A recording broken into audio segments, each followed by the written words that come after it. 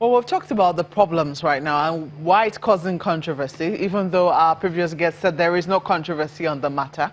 But let's talk about the solutions. What can be done to ensure that those who need to settle down properly into the kind of businesses which you just saw on television, and how Nigeria can actually maximize the value chain that could come out of such a business as cattle rearing. We have with us this morning Mr. Sho-Silva, who's a development consultant. You're welcome to Sunrise Daily. Thank you so much. Thanks for having me.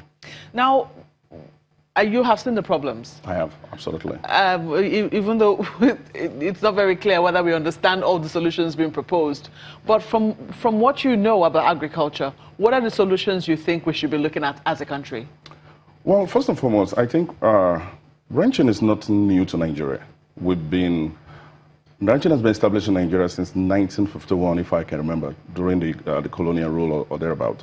But the problem is that along the years, we have ranches, organized ranches in Nigeria to take care of these cattle.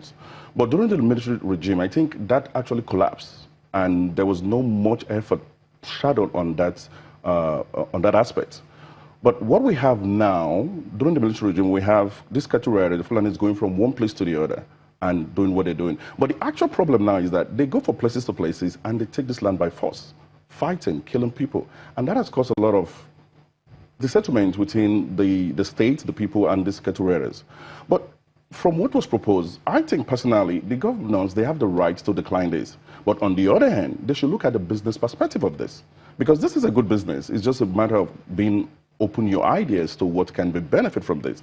From my point of view, I think the governor should sit down and look into this, because last year alone, our importation of frozen meat is about $2.5 billion. That's a lot of money. So we're actually importing frozen meat? We do import frozen meat. Who are the people eating it? Nigerians. Are you talking we're about 200 million people in this country.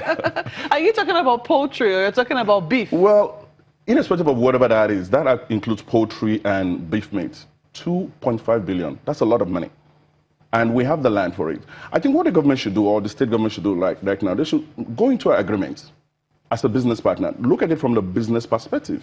And we have organized and modernized farming to help them to take care of this kind of problem. What is this for me? What do I stand to gain from this? Because we have the population, the demographics is there. And if we do this in mechanized way, we can profit from this, even make money from this.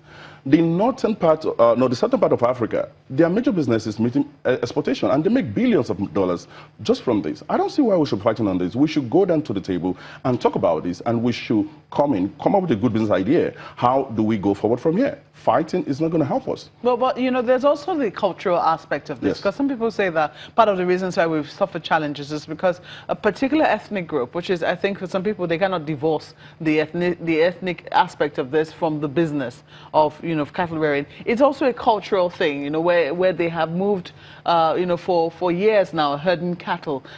Do you think that or will I say, what ways would you suggest that we tackle the cultural aspect of this business? Well, in business, you don't talk about culture, you don't talk about group, you don't talk about your color, you don't talk about anything. You focus on the end product, which is the future goal. If we talk about ethnicity, we should forget all that, because we are one Nigerian to start with. We should look at ourselves as Nigerian. When there's no unity, there's no collaboration. When we start to collaborate, there's unity among us. Now, ethnicity plays a huge part of this. Cattle rearing is not only limited to the Fulanis. It's a business which the Southerners or the Northerners or the Westerners can take as a profession. In fact, if I remember, during the I think Obafemi Awolowo or Obasanjo regime, they invest into ranching.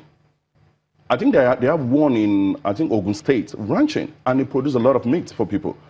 The only problem we have today is that we should move forward with the world into modernized agriculture. So indeed, yes, anybody can take up this business, and if you study it right, you can. But we also know that they are trying to solve a problem. That's what has caused this controversy.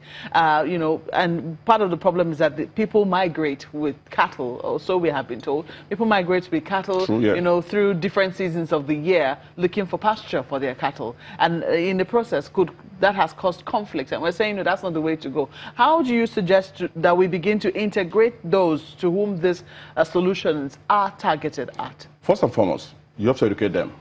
I don't blame them for moving from place to place, because we have seasons in Nigeria where the seasons are different, in the sense that when there's rainy season, they try to move to a different location to get their cow to feed. But if you educate them, that this is the plan we have to modernize agriculture, modernize farming. Their cattle can be the same ranch. If we have the tools, the right tools in place, they can have herbs or hay for their cattle all year round. It's all about planning. It's all about getting things done. It's all about, I know of an institution in the Netherlands, they put about 100 acres of land at a particular season. They grow hays alone. They harvest those hays during rainy season or during winter. They feed their cattle. They keep them in the same place. They don't have to go anywhere. So it can be done. It is possible. That is modernized agriculture, modernized farming. It definitely can be done. We just have to move the next step. Education is part of it. They need to know, be aware that this is possible. This can be done. So for me, I think it's very possible. Well, we're still going to be talking solutions when we come back from this break. Please stay with us. Mr. Sho-Silva Nosa is still with us. He's a development consultant, and it's our closing moments with him. Now, we've been told that this cattle business has the potential to be a multi-trillion naira business. And this controversy certainly is not helping. But some people say it can be an opportunity to actually look into the problem and then find an opportunity for it. Do you see any opportunities? I do. I see tons of opportunities in this, in the sense that they should look at it from the business point of view.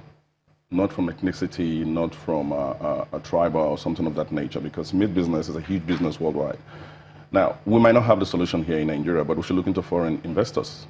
Foreign investors can help us to look into things like that in agriculture. And this is not just only in this cattle issue, even all around agriculture. That's why they are, part of what we do is bringing foreign investors into this country to help develop in modernized agriculture on how to move from where we are right now to the traditional farming we are doing right now to a more organized farming, because farming is the bedrock of this country. Do you think that controversies like this could put investors off? At some point in time it could, but it all deals with education. If you take it back, what I told is that we all should be at the table to talk about this. We talk about this because it's a win-win situation. I mean, to the average cattle rearer, they don't see the potential it is. They see they want to feed the animal and they want to sell it for whatever that is going to be. But if you show them the benefit of what it is, what you're going to do with it, how to feed them, and what you're going to bring on the table, and at the end of the day, show them the X factor of money they're going to be making at the end of the day, they will be ready to listen. Because it is their culture to move around, but moving around, does it get them to where they want to be? This is a huge national problem right now as we're looking at it. We can turn this problem into actual solutions. So that's why we're doing a program like this, bringing investors to Nigeria to help reduce this problem.